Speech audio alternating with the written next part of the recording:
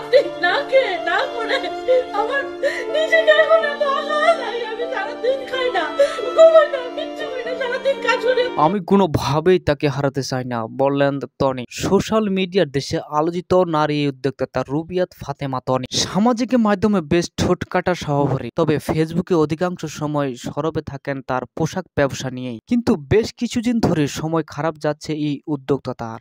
তার চক্ষু গোচর হয়ে তার সাম্প্রতিক কিছু পোস্ট দেখে তনি ফেসবুকের পাতায় দেখা মেলে শুধু হাহাকার। আমার ছেলেটা অনেক অসুস্থ, আমার হাজবেন্ড অনেক অসুস্থ, আমার ছেলে সারপ্রাইজ খুবই অসুস্থ, ওই ডেইলি 8 করে বমি করে। আমার হাজবেন্ড অনেক অসুস্থ, আমি এই লাইফটা বেশি করবো না, তাড়াতাড়ি বাসায় যেতে জানালেন হবে। জীবনের সব থেকে কঠিন সময় পার করছেন, কারণ বেশ কয়েকদিন ধরে অসুস্থ রয়েছেন তার স্বামী। যদিও কি অসুখে ভুগছেন তা কোথাও উল্লেখ করেননি। দুদিন আগে তিনি লিখেছেন, আমার স্বামীর আপডেট এখনো তেমন রেসপন্স করছে না। আজকে সকালে আমি অনেকবার ডেকেছি, চোখ খুলেন, লাইফ সাপোর্টই আছে, ডাক্তার চেষ্টা করছেন। তিনি আরো লিখেছেন, একটু সেটেবল হলেই দেশের বাইরে নেওয়ার কথা চলছে।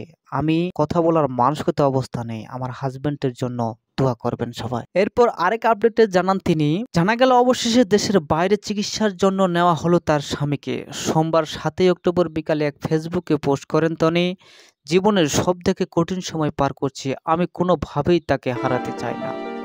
রাত্রি না খেয়ে না করে আমার নিজেকে এখন এত অসহায় লাগে, আমি সারাদিন খাই না, ঘুমাই না, কিচ্ছু করি না, সারাদিন সবকিছু কাজ করি। অনুচিত হলো জেনেও আল্লাহ বিশেষ কোনো রহমতে আশায় অনেক কষ্ট করে তাকে আজকে আমি সিঙ্গাপুর থেকে এয়ার অ্যাম্বুলেন্সে বাংলাদেশে আনিয়া তারপর ব্যাংককে নিয়ে আছি। আমার জীবনের সবটুকু দিয়েই চেষ্টা করছি, বাকি আল্লাহর ইচ্ছা। সবাই দোয়া করবেন আমার ছেলের জন্য হলেও তাকে যেন বাঁচিয়ে রাখে।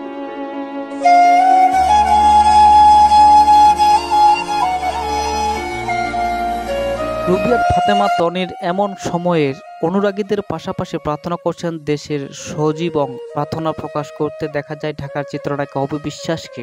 এছাড়া উপস্থাপক ও অভিনেত্রী শাহরিয়ার জয়, অভিনেত্রী মারিয়া মিঠু সহ আরও অনেকে তনির জন্য প্রার্থনা ও সহানুভূতি প্রকাশ করেন। আল্লাহ, আমার হাজবেন্ড না থাকলে আমার বাচ্চাদের কি হবে? কারণ আমার হাজবেন্ড বাচ্চাদেরকে এত টেক কেয়ার করে। আর আমার বাচ্চারা মানে সামথিং সারপ্রাইজ তো ড্যাডি বলতে অজ্ঞান, সারাক্ষণ ড্যাডি ড্যাডি ড্যাডি ড্যাডি। আমার সারপ্রাইজ মানে কি বলবো, মানে ধরেন ও যদি রাতে 3টায় ঘুমতে পারে, যদি পানিও খায়, প্রসঙ্গ, তনির স্বামী একজন সফল ব্যবসায়ী। যদিও দুজনের বয়সের ব্যবধান নিয়ে সামাজিক যোগাযোগের মাধ্যমে প্রায়শই কটাক্ষেপের মুখে পড়েন এই নারী উদ্যোক্তা।